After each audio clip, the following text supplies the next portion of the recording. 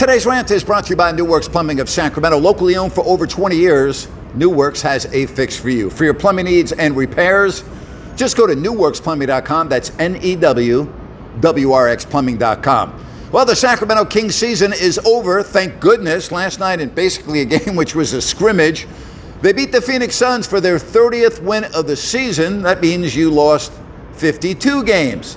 And it translates into another miserable, failed season by the Kings. There's really no other way to sum it up other than an embarrassing 82-game campaign. And yesterday in the Sacramento Bee, Jason Anderson wrote a scathing column in regards to Vivek Ranadive, the Sacramento Kings owner.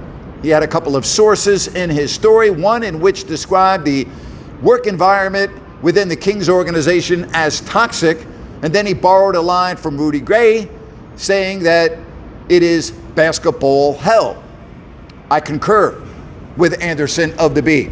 It is basketball hell. Here's a couple of issues that you have in Sacramento. You have employees that don't respect the owner, and I would say that that's pretty much everyone. You may find an individual, maybe two, that does respect Mr. Ranadive, but again, those would be few and far between. Ranadive thinks he knows more than you. He thinks he knows more than me. He thinks he knows more than the coach. He thinks he knows more than the general manager. He thinks he knows more than the announcers. And you have an egomaniac who is very difficult to rationalize with. It's very difficult to change his mind when he is determined to do something. The man literally can't shut off his mind. It will be in the middle of the night. He'll come up with an idea, get on the phone, call one of the folks in the front office, and his idea is from left freaking field. He doesn't get it. He doesn't really have an understanding of professional athletes and professional sports. And again, the big issue is he thinks he knows more than everyone else. So it does translate into basketball hell. It translates into a toxic work environment. And as long as Ranadive is the managing general partner, I don't see things getting better. Credit McNair for the last two drafts, Tyrese Halliburton and Davion Mitchell. But the Kings still are not a top 10 team.